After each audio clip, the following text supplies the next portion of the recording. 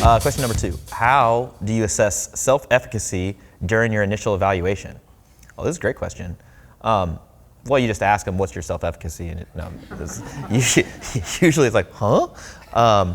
So barring any proprietary methods like that PAM 13, which I've never used personally, I just found it on the internet to torrent it just to see what it was. Really interesting. But some of the questions can be useful, or the styles of questions.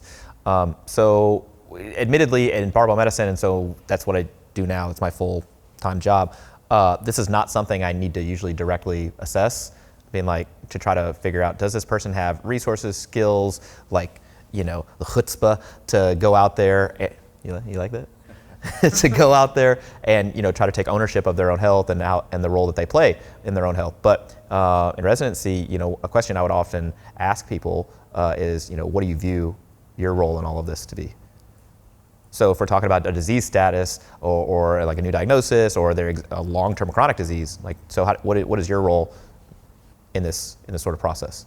And it is a question, like a loaded question, because a person might be like, either I've never thought about it, or immediately like, I don't feel great about that. But that's not necessarily a bad thing, because if they feel sort of bad about it or responsible, that's what I want them to feel responsible for. I don't want to feel bad. I want them to feel like I do take responsibility for my own health and I feel like I'm in control. Those are signs of self-efficacy.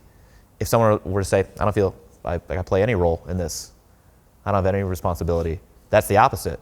That's low self-efficacy.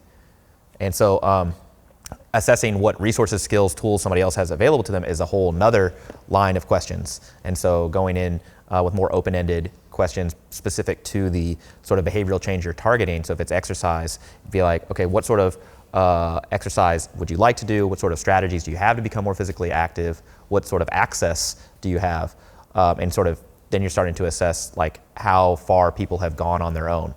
And that again gives you a clue, how much self-efficacy do they have. If someone was super motivated, ready to change their behavior, and had a high level of self-efficacy, I probably wouldn't be seeing them to change their physical activity patterns, because they'd have already done it, right? So I'm trying to find the hang up, right? Where do I need to come in and either provide, if it's knowledge, okay. If it's additional strategies, okay. If it's additional resources, okay. You're trying to kind of work down that rabbit hole to figure out where you come in, rather than starting from the beginning and not going through any of that and saying, here's the plan. Yeah, assessing self-efficacy, I think, emerges naturally just from having a conversation with somebody.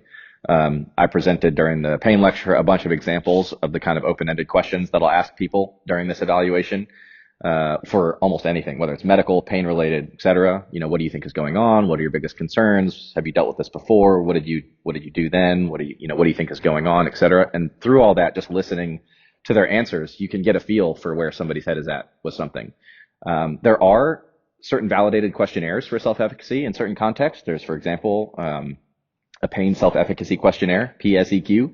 But once you start down that rabbit hole, it is easy to get way too excited about questionnaires. And you can use questionnaires and scales to evaluate everything. There's a Tampa scale for kinesiophobia. There's a catastrophizing scale. There's a pain self-efficacy questionnaire. There's questionnaires for literally everything you can think of, backpack, and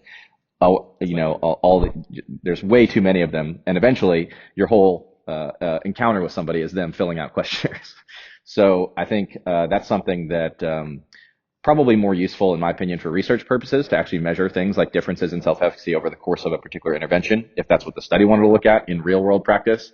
I don't think you need a questionnaire to do that. I think you need to, be a human and interact with another human and have a conversation and get a sense of where they're at and where they're coming from. The downside is that takes time, right? And so you need to be in a clinical environment where you actually have the time to do that. So that can be tricky. Where's the AI self-efficacy? Right. Yeah.